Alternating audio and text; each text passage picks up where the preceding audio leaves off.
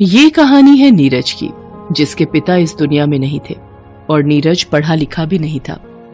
इसीलिए वो एक ढाबा चलाकर अपना और अपनी माँ का गुजारा चला रहा था। नीरज की माँ लीला भी ढाबा चलाने में उसकी मदद किया करती थी। नीरज, चूल्हा जलाने को एक भी लकड़ी नहीं बची है, मैं खाना कैसे बनाऊं? परेशान मत हो माँ, मैं अभी जंगल जाता हूँ और ढेर सारी लकड़ियां काट कर ले आता हूँ, फिर दोनों मिलकर फटाफट खाना बना लेंगे। नीरज फौरन अपनी कुल्हाड़ी लेकर जंगल की तरफ चला गया। नीरज के ढाबे पर हर रोज गांव के कई लोग खाना खाने आते थे, लेकिन फिर भी नीरज की कमाई बहुत ज्यादा नहीं थी, क्योंकि गांव में कमाई से ज्यादा लागत थी।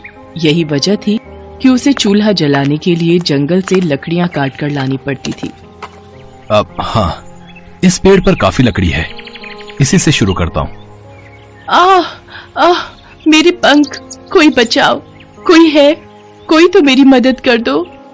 अरे, ये आवाज तो किसी लड़की की लगती है, लगता है किसी मुसीबत में है, मुझे देखना चाहिए। नीरज उस आवाज की तरफ गया।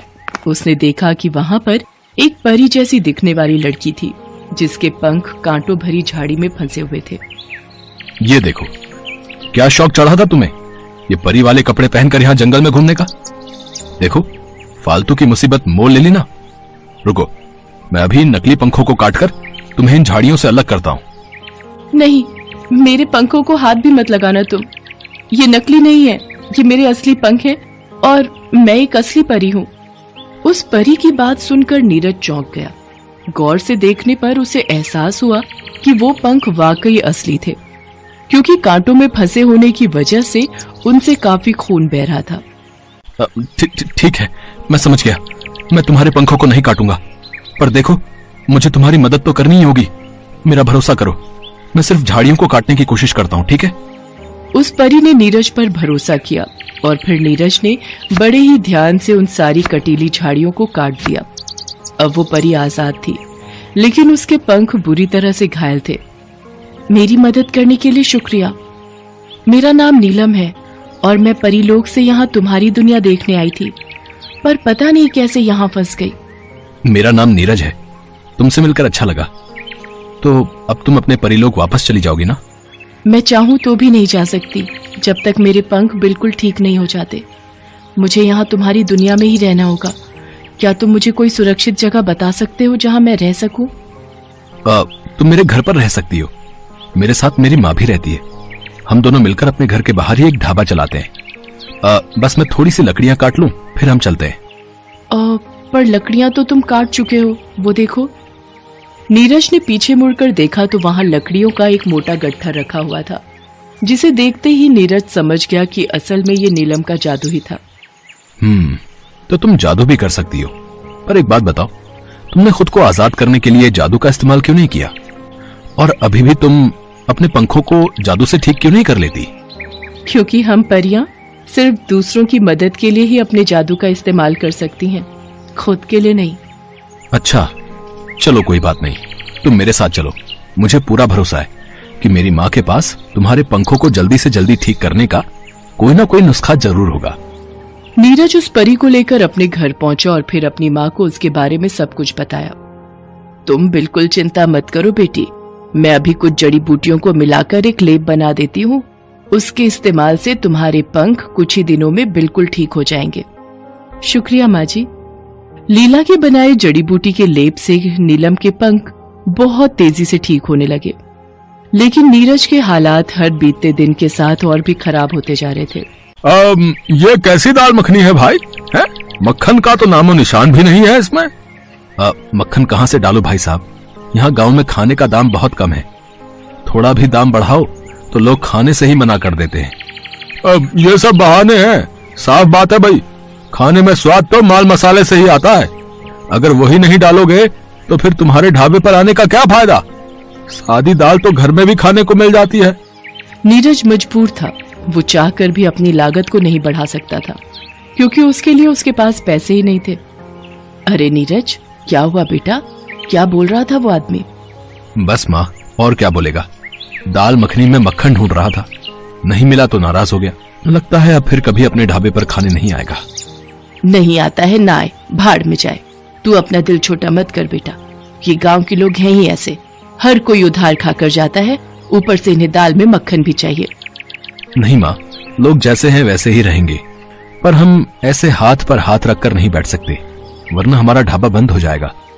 नीरज के चेहरे पर हताशा और मायूसी साफ दिख रही थी, साथ ही चिंता भी।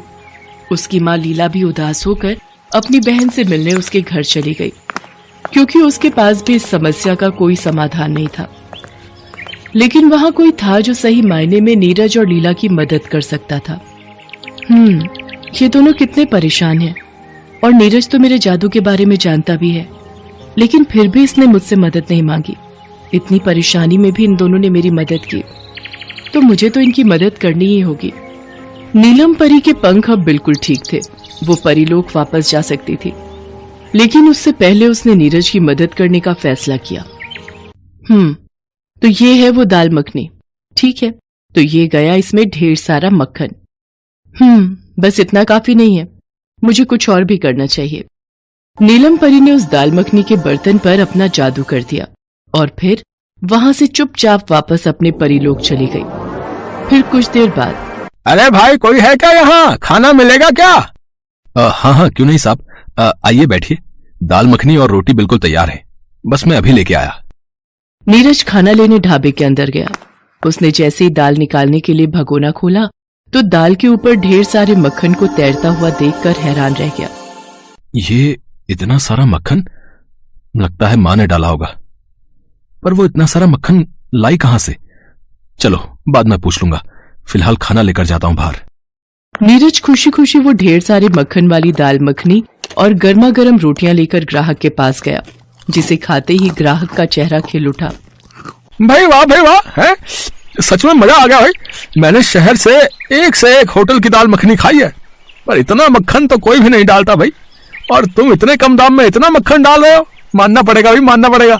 और ये भी कहना पड़ेगा कि तुम्हारी दाल मखनी का स्वाद भी बहुत बढ़िया है। शुक्रिया साहब, मुझे खुशी है कि आपको मेरा खाना पसंद आया। ये बढ़िया है तो पसंद तो आनी ही है। मैं ऐसा करता हूँ, तुम्हारे पास और ग्राहक भेजता हूँ। मेरे साथ और भी लोग शहर से आए हैं, वो तालाब के पास जो फैक्ट्री का काम चल रहा है ना, हम सब उसी के सिलसिले में यहाँ आए हैं। मुझे उम्मीद है कि तुम्हारी ये दाल मखनी सभी को पसंद आएगी। हाँ, तुम तैयार रहो, मैं बस अभी भेजता हूँ उन्हें। और हाँ, उनके आने से पहले जरा दाम भी बढ़ा लो, स्वाद के हिसाब से खाने का दाम बहुत ही कम है यहाँ भैया। हाँ। इतना कहकर वो आदमी वहां से चला गया। जो कुछ हो रहा था, नीरज का उस पर विश्वास कर पाना बहुत मुश्किल था, लेकिन फिर भी उसने होश संभाला और फटाफट रसोई में जाकर काम में लग गया। ऐसा करता हूँ, फटाफट और रोटियां बना लेता हूँ, दाल तो शायद काफी होगी। नीरज ने ऐसा ही किया। कुछ ही देर में उसके ढाबे के बाहर ग्राहकों की भीड़ जमा हो गई। नीरज ने फटाफट सभी को दाल मखनी के साथ गर्मा गर्म रोटियां परोसी और सभी ने बड़े ही चाव से खाना खाया। सारा दिन यही सब चलता रहा, बावजूद इसके कि नीरज ने दाल मखनी का दाम पहले से ज्यादा कर दिया था। लोगों ने भरपेट खाया और उसका दाम भी चुकाया। फिर शाम के वक्त लीला जब वापस आई तो ढाबे का हाल देखकर चौंक गई। अरे नीरज, इतने सारे बर्तन, और मैंने बाहर देखा तूने दाल मखनी का दाम बढ़ा दिया है। नीरज लीला को सारी बात बताता है। ये तो बड़े कमाल की बात है, पर बेटा दाल मखनी में मक्खन मैंने तो नहीं डाला, तो फिर वो आया कहां से? ये बात तो मुझे भी परेशान कर रही माँ। खैर, ये सब बाद में सोचेंगे। अभी मुझे ये बता कि थोड़ी बहुत दाल बची है कि नहीं, वरना मैं जल्दी से कुछ और बना देती हूँ। बेचारी नीलम को भी तो भूख लगी होगी ना। मैं दाल का भगोना खोलकर देखता हूँ माँ, आज बहुत ग्राहक थे तो शायद ही दाल बची हो।